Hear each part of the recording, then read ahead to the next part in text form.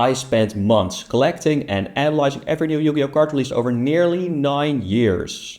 Link monsters are still used constantly, that's not up for debate, but I started noticing that the mechanics that once made them unique are showing up less and less. So today we're going to find out what actually happened to the Link mechanic. To do that, there are a few questions we need to answer. First, when Link monsters were introduced, how dominant were they really in product compared to other extra deck summoning mechanics?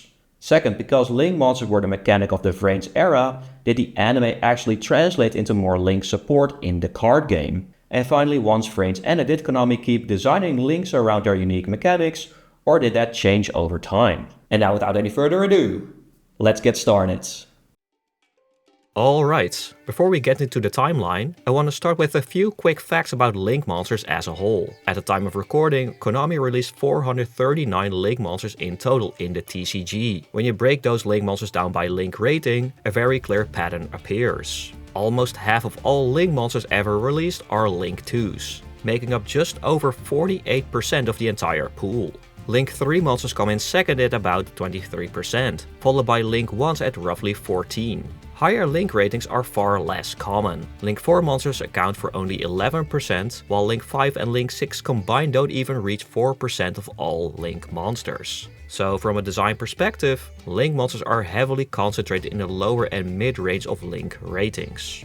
One part of this breakdown that's still worth isolating is Link 1 monsters. In total, Konami has released 61 Link 1s, which is just under 14% of all Link monsters. On its own, that number doesn't really tell us much, but Link 1s have always been a bit of a sensitive topic among players. So later on, it'll be interesting to see whether the number of Link 1s releases stays fairly consistent over the years, or if it actually increased, maybe because of power creep, or it dropped off instead. That's something that we'll come back to later in the video. When you break all 439 Link monsters down by monster type, one result probably surprises absolutely no one.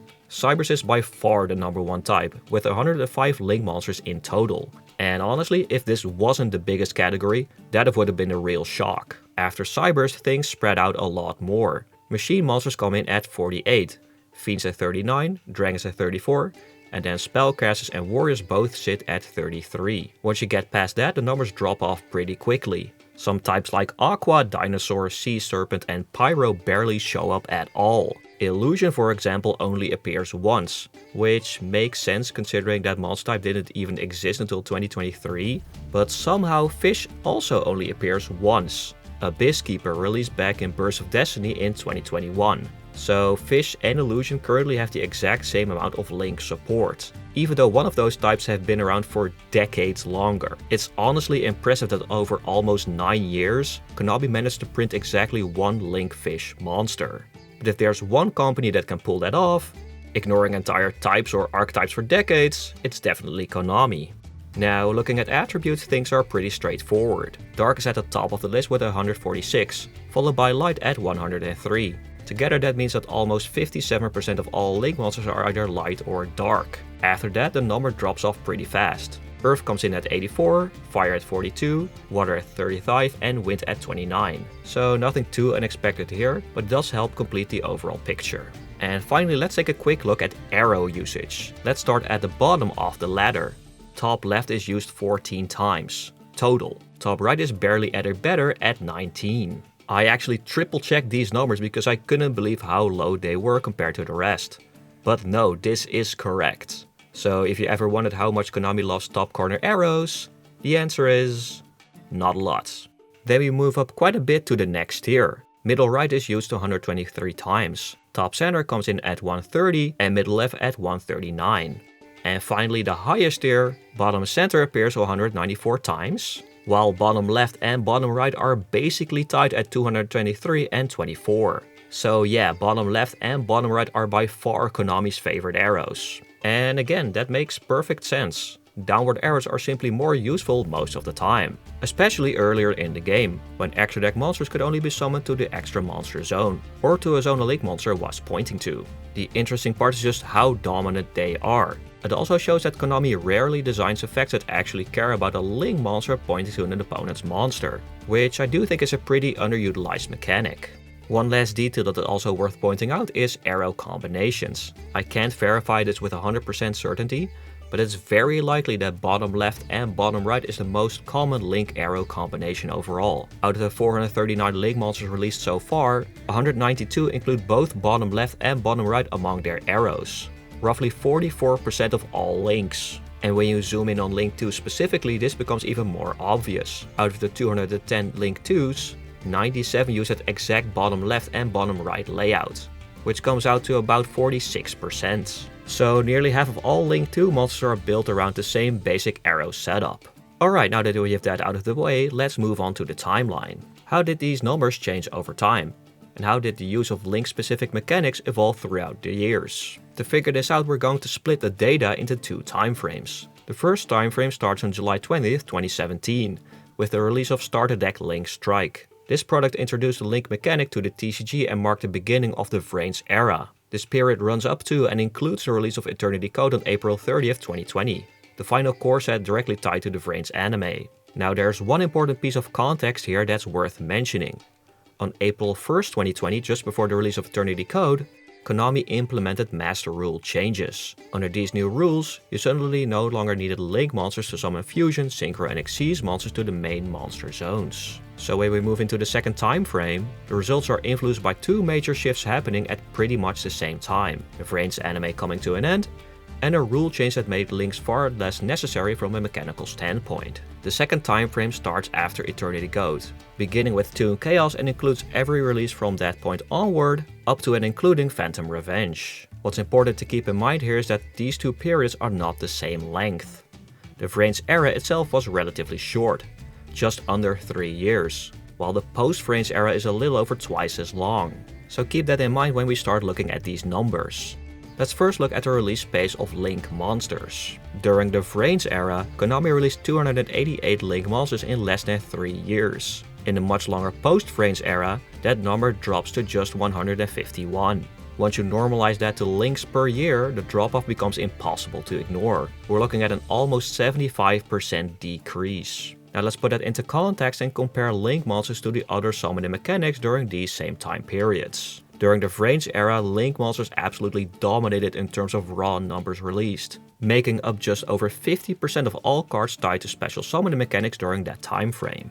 After VRAINS, however, that picture changes dramatically. With the exception of rituals, which stays consistent at around 5.5%, every summoning mechanic sees a noticeable increase in its share of releases. Every mechanic, that is, except links. Link monsters see a decline of more than 30 percentage points after the VRAINS era. And that already gives us a pretty clear idea of just how much impact an active anime has on the card game. Now as for link ratings, during the VRAINS era, Link 2 monsters clearly dominated the lineup. Just over 52% of all links released during that period were Link 2s. Once we move into the post-VRAINS era, that picture starts to shift. The share of Link 2s drops significantly, from just over 52% down to just under 40%. At the same time, Link 1 monsters become much more prominent. They go from about 11% of all links during VRAINS to just over 19%. That's almost a doubling in relative presence. Now looking at attributes, the overall picture doesn't change all that much. Light and Dark becomes slightly less dominant overall, and in return we see small increases in attributes like Water, Fire and especially Earth. Nothing here is particularly dramatic. Now monster types is where things start to get a lot more telling. During VRAINS, a handful of types clearly dominated Link monsters. Machine and Spellcaster stay pretty stable across both periods, barely changing in relative share. Cyrus does see a relative drop of about 10 percentage points, but still remains by far the most common Link monster type overall. Warrior also shows a pretty noticeable decline. It goes from just under 10% of all links down to roughly 3% in the post-VRAINS era. Dragon, however, drops off extremely hard. Konami released 31 Dragon Link monsters during VRAINS, but after that number drops to just 3. That's such a steep decline that I genuinely assumed that I messed up my data somewhere. But after double checking, that number is correct. Only 3 Dragon Link monsters have been released over the past 6-ish years. Now it's worth noting that this number is about to increase to 5 with the release of Burst Protocol, which includes 2 new Dragon Link monsters. Even so, that still leaves a massive gap compared to the VRAINS era. I'm not entirely sure why Konami would do this, but if I had to guess, Dragon Link was already way too strong for way too long. Maybe they just didn't want that deck to spiral out of control again, or pull players back into Dragon Link instead of buying into newer strategies. But that's just my theory. Let me know in the comments what you think the reason is behind this drop in Dragon Link monsters. On the other end of the spectrum, Fiend and Plant actually move in the opposite direction. Its relative share increases noticeable after VRAINS, making it one of the few monster type that becomes more prominent over time. Now, before we get to the final part of how Konami supported Link monsters over the past few years, these analysis videos take weeks, sometimes even months to put together. That includes collecting and organizing all the data, writing the script, recording and editing the video, all while working 40 hours a week. So if you're enjoying these analysis videos, let me know by liking, subscribing and sharing your thoughts on some of these results in the comments. And if you noticed something I missed, let me know that too, as your feedback helps me to improve the data even more for future videos. Now let's take a look at whether Link monsters have actually moved away from the mechanics that once made them unique. To do this, I grouped Link specific effects into a few broad categories. First up, arrow-based effects. These are effects that do something when the Link monster is pointing at another card or when something is pointing at it. A simple example here is Decode Talker, which gains attack for each monster it points to. Then you have effects that do something based on the monster's Link rating. For example, Access Code Talker, which gains attack based on the Link rating of a monster in the graveyard. After that, there are effects that care about monsters being linked together. That includes being linked, co-linked, or in some cases even extra linked. And finally, there are effects tied to the extra monster zone. This one isn't technically exclusive to Link monsters, but since the extra monster zone was introduced alongside Links and barely matters outside of them, I decided that it still made sense to include it here. And here are the results. During the VRAINS era, 58% of all Link monsters use at least one of these Link-specific mechanics in some way. Most of that came from arrow-based effects, with over 40% of all Links actively using their arrows during this period. This is also where the biggest drop in the post-VRAINS era happens, where only around 20% of Link monsters still make use of arrow-based effects. What did surprise me, however, is that some other mechanics actually became relatively more common. Effects based on Link rating, being co-linked or being in the extra monster zone, all see a relative increase after VRAINS. The only mechanic we've seen absolutely nothing of is the extra Link. However, while there are technically 7 cards with extra Link based effects, that number is extremely misleading. 6 of those 7 are prize cards and not legal for tournament play. The only regular released card with an extra Link effect is Topologic Gobbler Dragon, which is banned. So in practice there are currently 0 playable Link monsters with extra Link effects in the game. And I guess Konami wants to keep it that way. So what did we actually learn from all this? During the VRAINS era, Link monsters completely dominated product releases compared to the other summoning mechanics. And most of them actively leaned into what made the mechanic unique, mainly through arrow-based effects. After VRAINS, that picture changes pretty dramatically. The overall number of Link monsters drops hard, their share compared to the other summoning mechanics shrinks, and far fewer Links actually care about their arrows at all. We also see Konami clearly slow down the support for certain types, most notably Dragon and to a lesser extent Cybers. At the same time, Link 1 monsters become more common, which also lines up with power creep pushing decks towards faster, more efficient plays. One thing that actually surprised me is that some other Link-specific mechanics became relatively more common after VRAINS. Effects that care about Link rating or being co-linked show up more often than I expected. So the reason these mechanics feel rarer now isn't because Konami stopped using them, it's because Link monsters themselves show up far less overall. And now I want to hear from you. What do you think about these results? And how do you feel about the way Link monsters are being designed nowadays? If you've been enjoying these analysis videos, I've already been working behind the scenes on a few very exciting projects for the future. So if you enjoyed this one, don't forget to like and subscribe so you don't miss what's coming next. Thanks for watching, and I'll see you later.